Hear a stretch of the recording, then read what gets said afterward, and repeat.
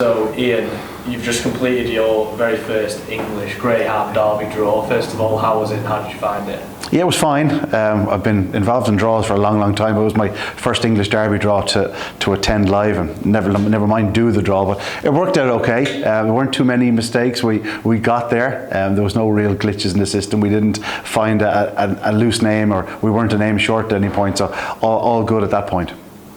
Some really interesting looking heats on all three of the first round days. Start with Thursday. Which heat really stands out for you? Well, Thursday, it's a great way to kick off proceedings. Like, obviously from the start, there's just big names throughout, but the one heat that stood out to me, being an Irishman, of course, it's Heat 8, Ballymacfairwan, Bockoslia and Skywalker Barry representing the Emerald Isle. But you throw in some really talented types like Havana Robusto, Freedom Sky and Antigua Biggin, and it just stands out as the one. Ballymacfairwan, of course, disputing favouritism in last year's final, really handled the track. Skywalker Barry's a classic winner in Ireland, and Bockoslia is an exceptionally fast runner, of course, for Graham and Bev.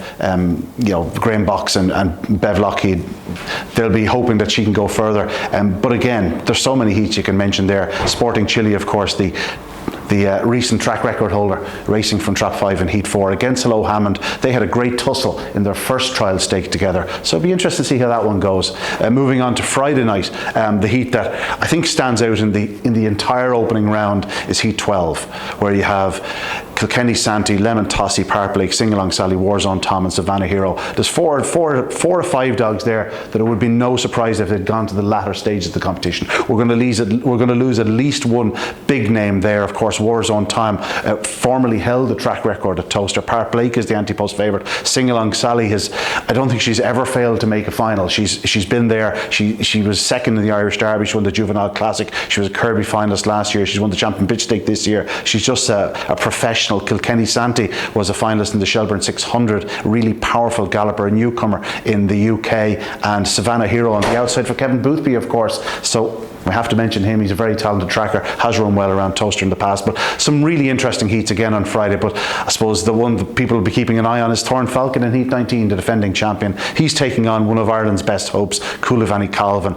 But outside of those two, throw in Sign at Denver. It's a cracking contest, but all going well, the three of them could easily qualify.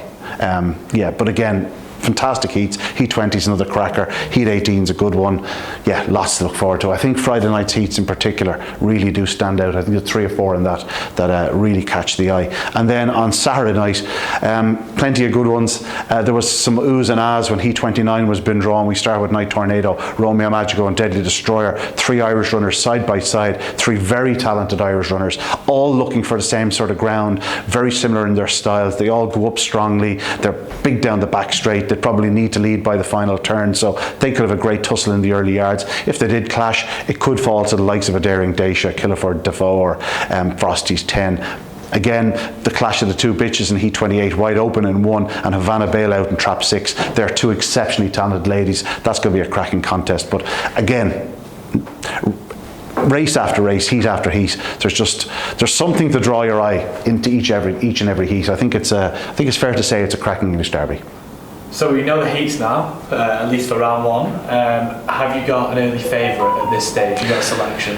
I've been on Park Lake's side for quite some time. He's facing a very tricky draw in the opening round. Perhaps hasn't shown the same sort of sparkling form this year that he did at the back end of last year. But the dog I'm going to be keeping an eye on in the early rounds is this dog here, Balnabula Ed. Very talented tracker for Pat Buckley. He ran so well in the Kirby Memorial. He's very likely to race. He's already a track record holder around Tralee. That's with my green tinted glasses, the Irish runner that I'll be keeping an eye on. From the UK point of view, I think whatever UK dog beats Thorn Falcon will be the best of the English trained greyhounds. Whether that'll be good enough, well, we'll find out. You have the numbers on us, so I think it's an intriguing derby. I think there's some really top quality performers from both sides of the pond going to clash, and if they all make it through the first round and second round, things could get pretty interesting by the third round.